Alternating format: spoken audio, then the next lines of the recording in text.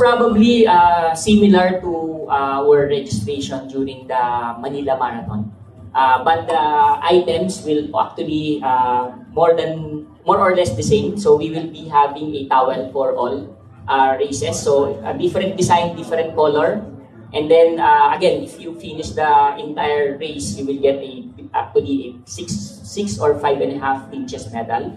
And rest assured, since we have a partner, we will make sure na kaya naman ng mga participants natin. But of course, you are paying for the quality of the race. And actually, first time namin na-experience yung Manila Marathon. And I actually told to our team na let's not save money on this.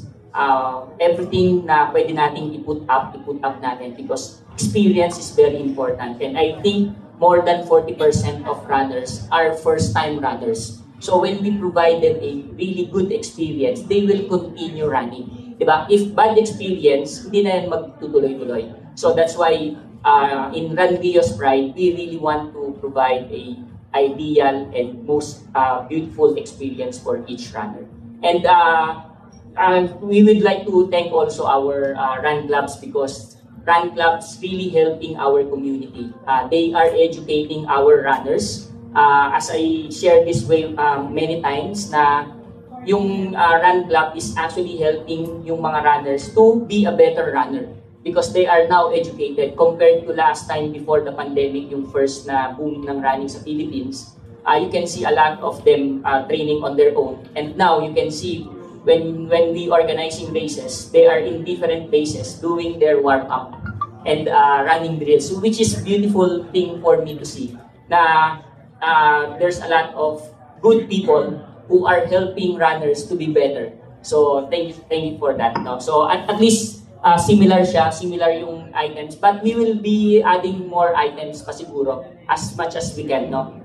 Tapos Coach, one more question. Since nag-iikot na tayo sa buong Pilipinas, is there any, magkakaroon ba ng program to find like talents, makipag-partner sa schools, para makita natin? Kasi I believe that the Philippines has a large, kaya natin mag-compete internationally. Kasi ang laban nito sa babae, hindi patangkaran. So, baka meron ba kayong programs, makipag-partner sa schools to find these raw talents na pwede nating i-train and eventually, since Philippine Marathon Majors to, pwede nating ilaban sa World Majors.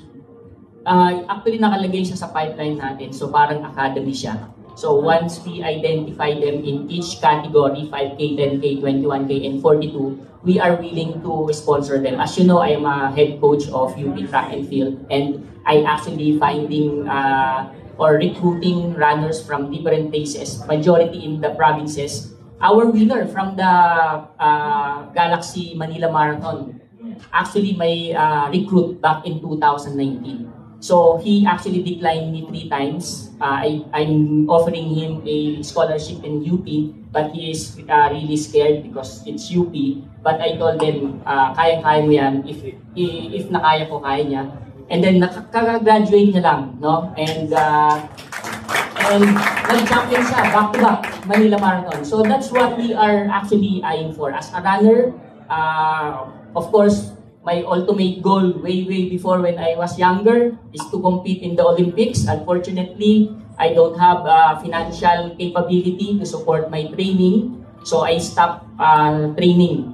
So I decided to stop my dream but continue on how I can help other people. So seeing our runners improve and with this Philippine Marathon Major as a platform, to build and to have a platform for our national athlete.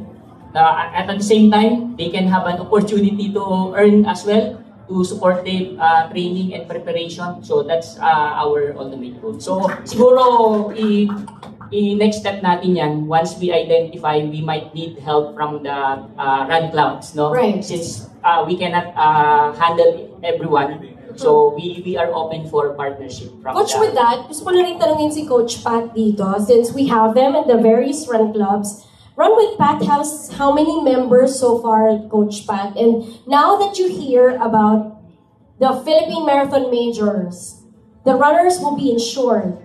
How does that make you feel as a runner? First, yung RWPs now we're about 90,000 from Luzon to Mindanao.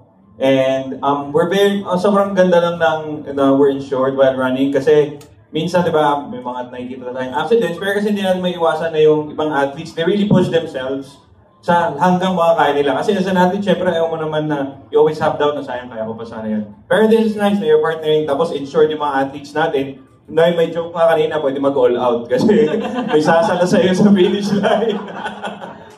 Yun, so thank you, Coach. Thank you, Singlet, kasi ang ganda ng ginagawa niyo. Thank you, Coach Pat. And Coach Pat is also running the Sydney Marathon. Wow, magkikita-kita pala kayo doon, Coach. He is actually helping us also with our shakeout run. Yes. So mga Sydney Marathon dyan, see you on Saturday next week. Thank you so much, and you're bearing the country's flag proud in the Sydney Marathon.